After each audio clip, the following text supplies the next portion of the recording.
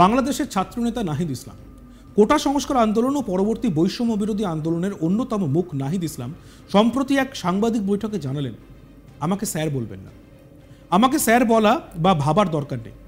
আমি আপনাদের সন্তান হিসেবে জনগণের দাবি দাওয়া নিয়ে এসেছি, একটি নতুন বাংলাদেশের স্বপ্ন নিয়ে এসেছি। তিনি 2024 সালের 8ই অগস্ট বাংলাদেশের অন্তর্বর্তী সরকারের উপদেষ্টা হিসেবে নিযুক্ত হন এবং 9 অগস্ট ডাক, টেলিযোগাযোগ ও তথ্য প্রযুক্তি মন্ত্রণালয়ের উপদেষ্টা হিসেবে দায়িত্ব পান। 2014 সালে ঢাকার দক্ষিণ বন্যশ্রী মডেল হাই স্কুল থেকে এসএসসি পাস করেন তিনি। সরকারি বিজ্ঞান কলেজ থেকে 2016 সালে এইচএসসি পাস করে ভর্তি হন ঢাকা বিশ্ববিদ্যালয়ের সমাজবিজ্ঞান বিভাগে। 2022 সালে অনার্স পাস করেন তিনি। বর্তমানে তিনি একই বিভাগে মাস্টার্সের শিক্ষার্থী। নাহিদ বলেন, গণমাধ্যম ও মানুষের বাক স্বাধীনতা নিশ্চিত করতে হবে।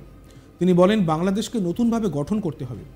একটা সময় আমাদের কথা খুব একটা প্রচার করা হতো না, আমাদের বক্তব্যকে মিসকোট করা হতো। আপনাদের কাছে আমাদের অনুরোধ থাকবে, আমার ছবি যতটা পারবেন কম দেখাবেন। তথ্য ও সম্প্রচার মন্ত্রণালয় একটি গুরুত্বপূর্ণ মন্ত্রণালয়। মত প্রকাশের স্বাধীনতার উপর নানাভাবে বাধা তৈরি করা হয়েছে। গণমাধ্যমের স্বাধীনতা নিশ্চিত করতে আমাদের কাজ করতে হবে। এ বিষয়ে বিভিন্ন আইন ও বিধিনিষেধ আছে। এই বিধিনিষেধ ও আইন পুনরায় বিবেচনা করতে হবে। আমরা শুনে নেব মোহাম্মদ নাহিদ ইসলাম কি জানিয়েছেন। আমরা একটি মেধাভিত্তিক বৈষম্যহীন বাংলাদেশ চেয়েছি, তো সেই আকাঙ্ক্ষায় আমরা বাংলাদেশকে পুনর্গঠন করতে চাচ্ছি। আমাদের কোনো বক্তব্য কিন্তু একটা সময় সেই সময় প্রচার করা হতো না, যেটা আমরা বলিনি এরকম মিসকোট করে প্রচার করা হতো। আমরা যদি গণতন্ত্র চাই, মানুষের বাক স্বাধীনতা নিশ্চিত করতে হবে। সাগররণী হত্যাকাণ্ড সহ এই ধরনের যে হত্যাকাণ্ড গুলা হয়েছে, এই বিষয়গুলোর তদন্ত করতে হবে। আমাদের চলচ্চিত্র নিয়ে আমাদের অনেক বেশি কাজ করতে হবে। আপনাদের কাছে আমার অনুরোধ থাকবে, আমার ছবি যত কম প্রচার করা যায়। আমি তো পালায় পালায় বেড়াইতেছি কয়েকদিন ধরেও, তো খুবই স্পেসিফিক কারণ না ছাড়া বা প্রয়োজন হলে সেটা আমি আহ্বান করব, জরুরি প্রয়োজনে ওই বিষয়ে আমাকে আপনারা হেল্প করবেন। যে আমাকে স্যার ভাবার দরকার নেই, স্যার বলারও দরকার নেই। আমি আপনাদের সন্তান হিসেবে এখানে এসেছি, আমি জনগণের পক্ষ থেকে এসেছি, জনগণের দাবি দেওয়া নিয়ে এসেছি, একটি নতুন বাংলাদেশের স্বপ্ন নিয়ে এসেছি। এখন আমি আপনাদের কাছে সেই সহযোগিতাটা কামনা করছি। আমরা জানি যে তথ্য সম্প্রচার মন্ত্রণালয় একটি রাষ্ট্রের এবং বাংলাদেশের খুবই গুরুত্বপূর্ণ একটি মন্ত্রণালয়, এবং সামগ্রিকভাবে বাংলাদেশের যে মত প্রকাশের স্বাধীনতা, গণমাধ্যমের পরিস্থিতি, সেটা কিন্তু এই মন্ত্রণালয়ের উপর অনেকাংশে নির্ভর করে। আমরা বিভিন্ন সময়ে গণমাধ্যম কর্মীদের থেকেই শুনেছি বা আরো বিভিন্ন মানুষের কাছ থেকে শুনেছি যে আমাদের এখানে মত প্রকাশের স্বাধীনতার উপর নানাভাবে বাধা তৈরি করা হয়েছে, এবং যেহেতু ফ্রিডম অফ প্রেস যদি না থাকে, ফ্রিডম অফ স্পিচটিও কিন্তু নিশ্চিত হয় না। তো সেই জায়গায় কিন্তু গণমাধ্যমের স্বাধীনতা নিশ্চিত করতে আমাদের কাজ করতে হবে।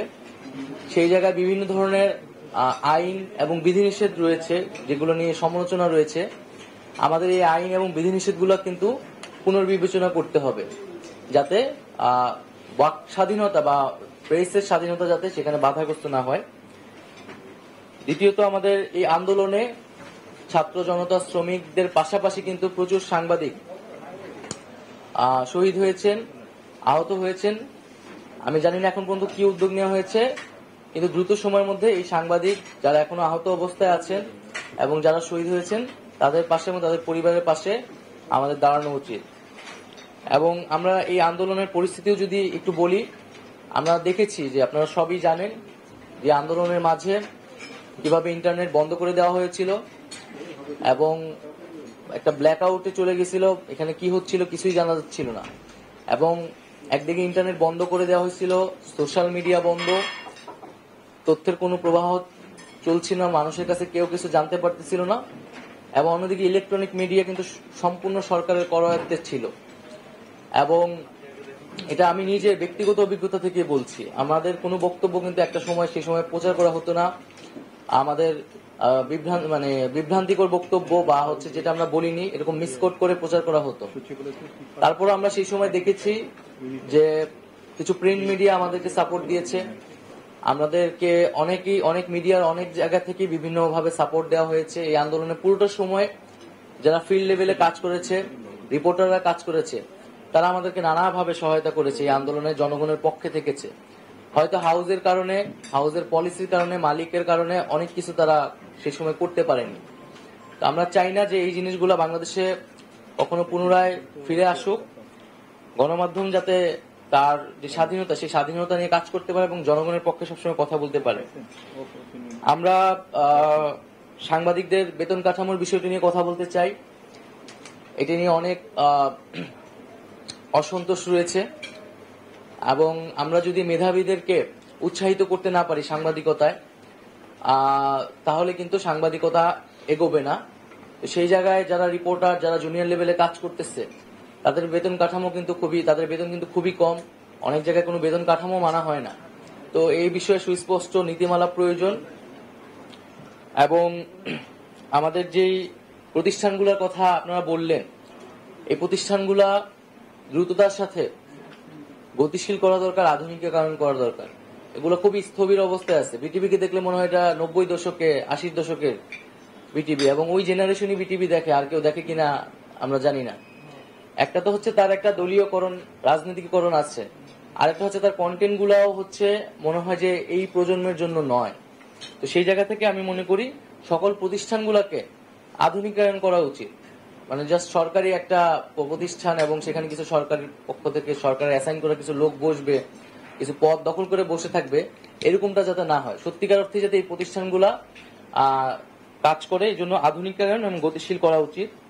আমাদের যেই সেন্সর বোর্ড, জুরি বোর্ড এবং এই ধরনের যে কমিটিগুলো রয়েছে, এই কমিটিগুলো দ্রুত সময়ের মধ্যে পুনর্গঠন করা উচিত এবং সার্বিকভাবে আমি বলবো যে আমাদের যে ফিল্ম, আমাদের চলচ্চিত্র নিয়ে আমাদের অনেক বেশি কাজ করতে হবে। আমাদের তরুণ প্রজন্মের কিন্তু অনেক আকাঙ্ক্ষা চলচ্চিত্রের জায়গা থেকে, এবং সেই আকাঙ্ক্ষা কিন্তু বাংলাদেশে পূরণ হচ্ছে না।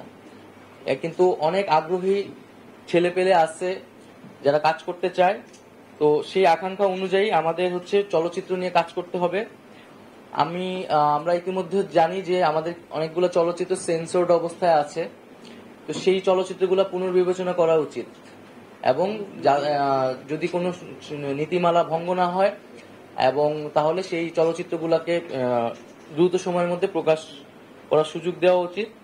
এবং এই সকল ক্ষেত্রে কোনো ধরনের স্বজনপ্রীতি, কোনো ধরনের ব্যক্তিগত পরিচয় যাতে বিবেচনায় না নেওয়া হয়। একেবারেই নীতিমালা এবং যৌক্তিকতার ভিত্তিতে যাতে সকল বিবেচনা করা হয়। দেখতে থাকুন আজ তাক বাংলা, এবং আজ তাক বাংলায় আপনাদেরকে বাংলাদেশের খবর সবসময় আমরা আপডেট দিতে থাকবো। যেমনটা দেখলেন বাংলাদেশের ছাত্রনেতা নাহিদ ইসলাম, কোটা সংস্কার আন্দোলন ও পরবর্তী বৈষম্য বিরোধী আন্দোলনের অন্যতম মুখ নাহিদ ইসলাম সম্প্রতি এক সাংবাদিক বৈঠকে তিনি মন্তব্য করেন। দেখতে থাকুন আজ তাক বাংলা, সাবস্ক্রাইব করতে ভুলবেন না।